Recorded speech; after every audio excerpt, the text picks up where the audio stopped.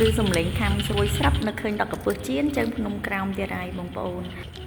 អូនណាដែលនៅក្នុងខេត្តសៀមរាបហើយអត់ដែលបានជិះឆ្វែលជើងភ្នំអាចមើលក្នុងវីដេអូនេះបានណាខ្ញុំជាលើកទី1ដែរដែលខ្ញុំបានជិះឆ្វែលជើងភ្នំក្រោមនេះហើយកន្លងមកគឺខ្ញុំបានឡើងទៅភ្នំឯងខ្ញុំអត់ដែលបានជិះឆ្វែលអញ្ចឹងឯងនៅពេលដែលបានជិះឆ្វែលអញ្ចឹងខ្ញុំដឹងថាអូទេសភាពស្អាតយ៉ាងម៉េចនិយាយទៅស្រស់បំព្រងហ្មងវាស្រែវាស្រូវខៀវស្ងាត់ឮទៅសំឡេងកែភីងយំអញ្ចឹងណាហើយនិយាយពីក្លិនគេហៅថាក្លិនស្រូវអូឈ្ងុយឈ្ងប់ពេញវាស្រែហ្មងឃើញតែទេសភាពហ្នឹងក៏កាត់បន្ថយ stress កាត់បន្ថយការគិតបានច្រើនណាស់សម្រាប់បងប្អូនណាដែលបានតន់តលេងអាចជិះឆ្វែលតលេងបានហើយនិយាយទៅខ្ញុំអត់ដឹងថាបរិយាយថាម៉េចដោយសារតែពេលដែរគ្រាន់តែឃើញទេសភាពទាំងអស់នេះហើយធ្វើអារម្មណ៍របស់ខ្ញុំហ្នឹងគឺភ្លេចអស់ទុកកង្វល់ទាំងឡាយទាំងពួងហ្មងគឺថាធូរស្រឡះខ្លួនហ្មងណាហើយបន្ទាប់ពីជិះឆ្វែលមើលអស់ចិត្តអស់ចង់ហើយខ្ញុំបានជិះទៅឡើងភ្នំបន្តិចដែរនេះផ្លូវឡើងភ្នំហើយយើងមើលពីលើទៅគឺទេសភាពគឺបែបហ្នឹងឯងយើងឃើញផ្ទះនៅខាងក្រោមតូចមើលឃើញទឹកទន្លេឃើញអីចឹងទៅ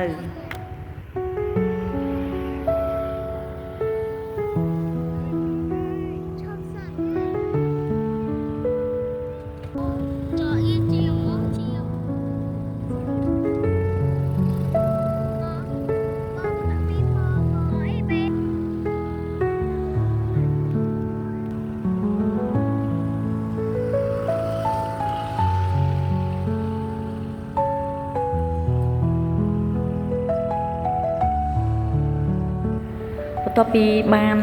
ឡើងលើភ្នំមើលទេសភាពមើលអីហើយក៏ខ្ញុំបានចុះមកក្រោមវិញខ្ញុំទៅខាងថាចុងគ្នាបងប្អូន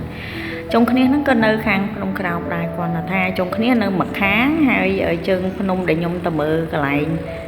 មានវាស្រែវាស្រូវហ្នឹងនៅម្ខាងនិយាយទៅម្ខាងម្នាក់ប៉ុន្តែទេសភាពអត់ចាញ់គ្នាទេទេសភាពគឺស្អាតដូចគ្នាបើសិនយើងចង់មើលស្រែមើលស្រូវអីយើងទៅម្ខាងភ្នំខាងនោះហើយបើយើងចង់មើលទឹកទន្លេយើងទៅខាងចុងគ្នាវិញគឺមកខាងជើងភ្នំម្នាក់ហើយទេសភាពគឺស្អាតដូចគ្នាមើលថ្ងៃលិចបានដូចគ្នាហើយនិយាយទៅពេលដែលថ្ងៃរៀបលិចគឺចាំងនឹងទឹកតិចគឺទេសភាពគឺស្អាតមែនទែនបងប្អូនដែលមានទុកកង្វល់អាចយកមកតម្លាក់ចោលនៅទីនេះបានណាបងប្អូន